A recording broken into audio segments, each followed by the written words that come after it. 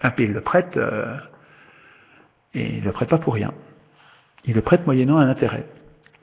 Un intérêt ruineux. Et un intérêt qu'ils décident eux. Ah oui, ben vous voyez aujourd'hui. Je vous aurais dit ça il y a 5 ans, vous m'auriez dit, mais non, ne fixe pas eux, c'est toute une collectivité, il n'y a personne qui contrôle ce truc-là. Ben regardez aujourd'hui. À combien est la Grèce? Quand la Grèce emprunte, elle emprunte à combien? Et voilà, c'est monté à plus de 20%. Et pourquoi? Parce que ça leur pète. C'est incroyable. C'est incroyable qu'on accepte ça. Attendez, c'est nous ça, et c'est nous demain. Vous le voyez venir demain? Avec leur triple A là, ça nous pend au nez. Pareil. Mais attends, on est dingue de se laisser faire. C'est vachement grave, hein. Et vous avez vu ce qui se passe dans les rues en Grèce? Attends, ils leur cognent dessus, hein. Et puis c'est pas des jeunes excités qui vont se taper dessus avec les policiers, hein. C'est des retraités, hein. Des vieux monsieur, des vieilles dames qui se font taper sur la gueule à coups de matraque. Pour protéger les marchés financiers. Eh ben,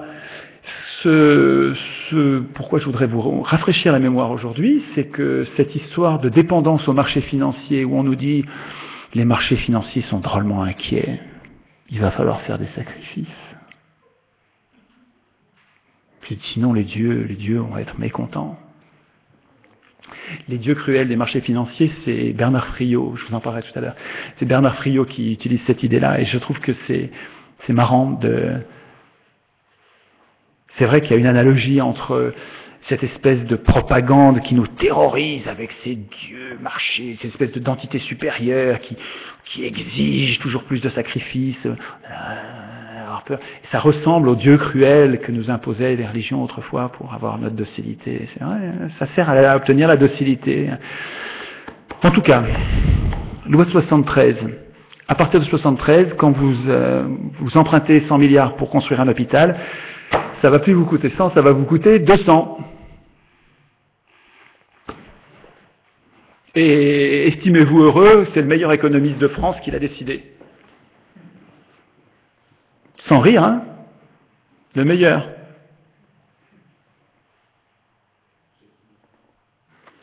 Ils disent, alors, dans la dernière conférence à Metz, j'avais un banquier dans la salle. Je vous jure que c'est vrai. J'ai su après, à la pause, il m'a dit qu'il était banquier. Je ne comprenais pas pourquoi il me répondait que c'est un banquier. Il me disait, enfin monsieur, quand même, en 73, si on a pris cette décision, je ne vais pas déformer sa pensée, je vais vous dire comme il a dit, hein. On a pris cette décision pour mettre fin à l'inflation. Alors là, il y a eu une inflation à 2 chiffres en France pendant de nombreuses années après la loi 73. Pas avant. Donc la loi 73, elle a augmenté l'inflation. Et puis deuxième argument,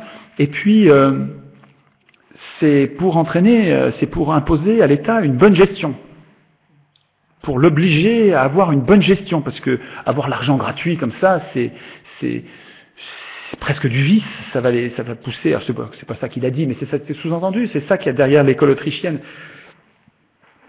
En fait, pour l'école autrichienne, vous savez, les Hayek et compagnie qui défendent l'idée que l'État est impécunieux, dépensier, et qu'en fait il faut le tenir, plus que les électeurs. Les électeurs ne suffisent pas à tenir les États, et pour les économistes autrichiens, c'est le nom qu'on donne à cette école, les ultralibéraux, il faut tenir l'État de façon terrible.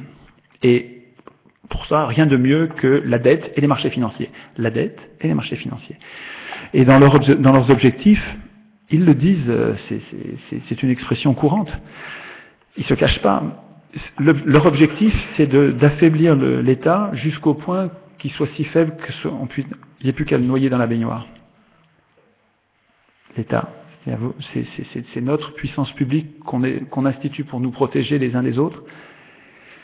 Voilà leur projet. Et donc, la loi 73, il faut comprendre que c'est un projet politique. C'est un projet politique d'asservissement de l'État à ceux qui ont de l'argent. Et la loi 73, c'était que la première étape. Parce que ce qu'une loi avait fait, une autre loi aurait pu le défaire. Alors, c'est pas ce qui s'est passé en 81. Hein. On aurait pu penser que Mitterrand, la gauche, ils auraient défait ce truc-là qui était très profondément antisocial. C'est pas ça qu'ils ont fait du tout. Ils ont fait le contraire. Ils ont fait les institutions européennes, le traité de Maastricht, dans lequel l'article 104. Alors, la loi 73, ils l'ont abrogée puisqu'elle a été remplacée par l'article 104 de Maastricht, qui est l'État ne peut plus emprunter auprès de sa banque centrale. Il est interdit à l'État, il est interdit à la banque centrale de prêter aux États. Et ça, c'est incompréhensible. Pour un citoyen normal, c'est incompréhensible. Il est interdit à la banque centrale de prêter aux États. Et alors? Mais c'est égal. Attends, il ne faut pas vous en être égal, c'est super important. Là, ce qu'on est en train de vous dire dans l'article 104, et il n'y a pas eu de débat à Maastricht. Là-dessus, il n'y a pas eu de débat. On nous a parlé de l'euro, on ne nous a pas parlé de l'article 104. Pas du tout. Pas du tout, du tout. Et l'article 104 de Maastricht, il dit, quand l'État aura besoin d'argent, il faudra qu'il passe sous les fourches codines des marchés financiers. Et la loi 73 a été abrogée, puisque maintenant elle est remplacée à un niveau supérieur qui vous est inaccessible. C'est-à-dire que même si vous votiez pour les gauchistes les plus échevelés, eh ben, vous n'êtes qu'un pays parmi 27, vous ne changerez rien à l'article 104 de Maastricht. Rien. Rien. Allez vous faire voir. Tout ce que vous pouvez faire, c'est ça, c'est partir de l'Union européenne. Et c'est pour ça que je ne vois pas d'autre solution que de m'en aller. Et puis ça a été remplacé par le traité de Lisbonne, où l'article 104 a été remplacé par l'article 123, le même, à la virgule près, c'est le même article. Donc, la loi 73, devenue article 104 du traité de Maastricht, devenue article 123 du traité de Lisbonne, c'est une saloperie qui nous met dans les pattes, dans les griffes, et ça se démontre, hein, c'est des marchés financiers. Je n'exagère pas, c'est pas idéologique ce que je vous dis.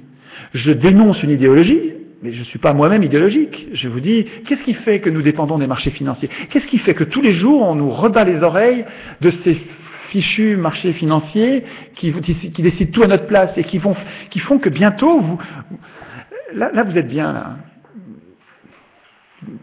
Les Grecs étaient bien, ça se dégrade à toute vitesse, hein. Enfin, il y a une phrase d'Assange, Julian Assange, vous savez, le gars de Wikileaks, qui dit, alors il faudrait que je retrouve le texte, je vais vous le dire en substance.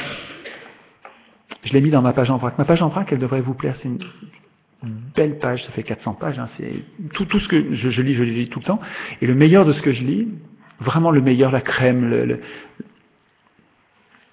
ce que je lis de plus beau dans les pensées des hommes, ce que je lis depuis Aristote, là, donc c'est vraiment une large palette, des historiens, des philosophes, des sociologues, des géographes, des politologues, plein de gens, je trouve, et je les mets dans ma page en vrac.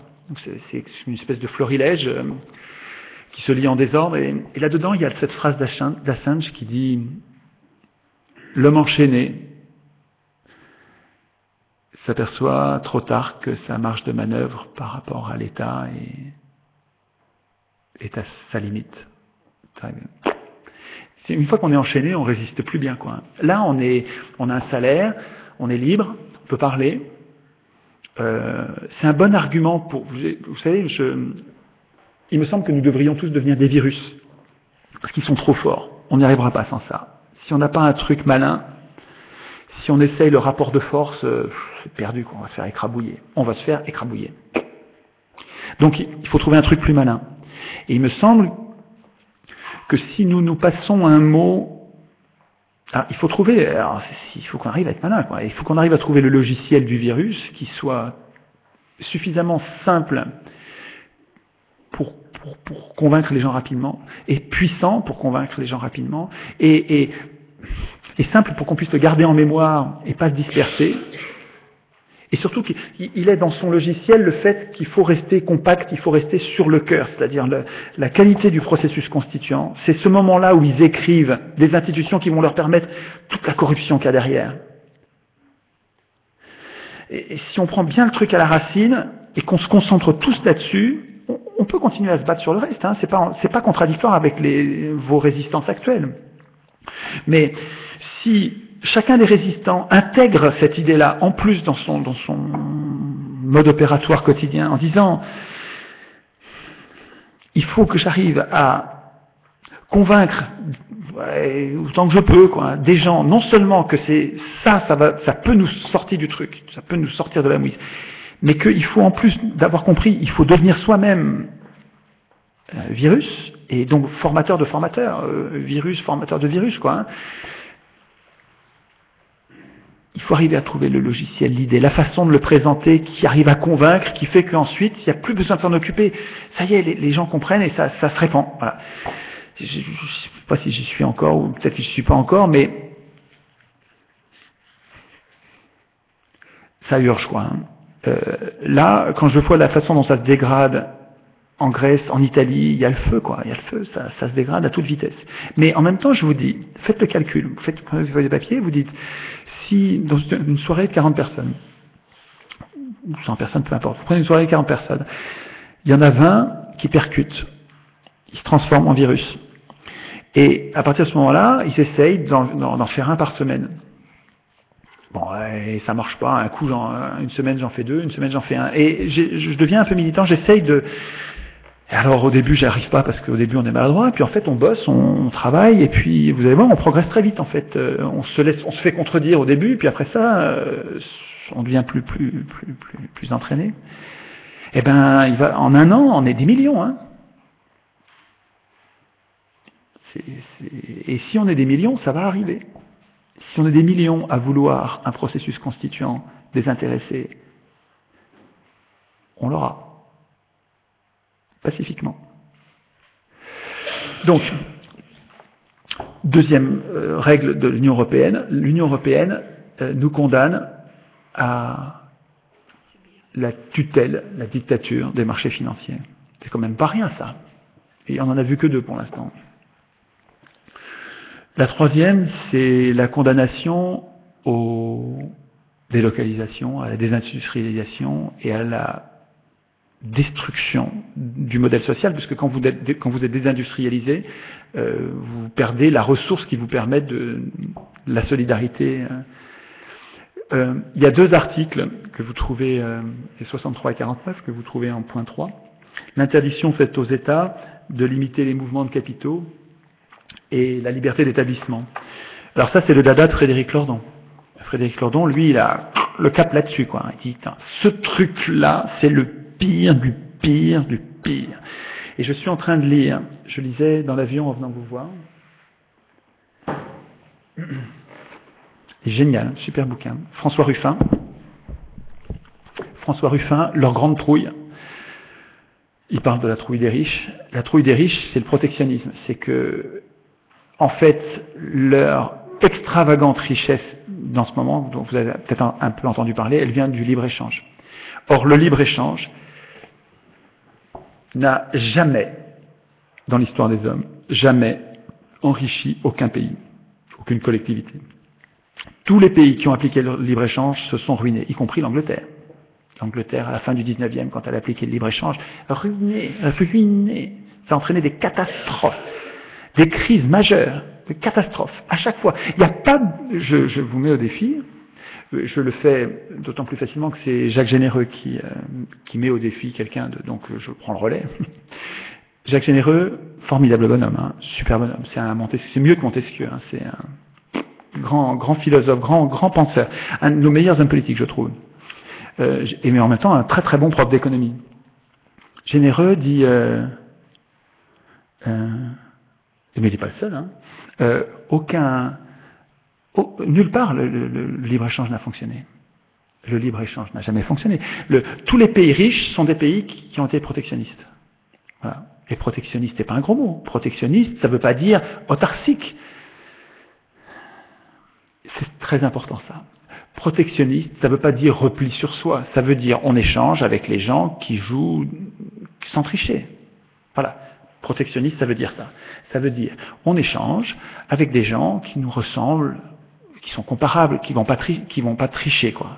Qui vont pas tricher avec leur monnaie, qui vont pas tricher avec leur salaire, qui vont pas tricher avec leur respect de l'environnement, qui vont pas tricher avec, qui vont pas être à armes inégales, quoi. Quand vous vous battez avec les Chinois qui trichent sur la monnaie, qui respectent pas la nature, qui respectent pas les humains, quand vous vous mettez en concurrence avec ces gens-là,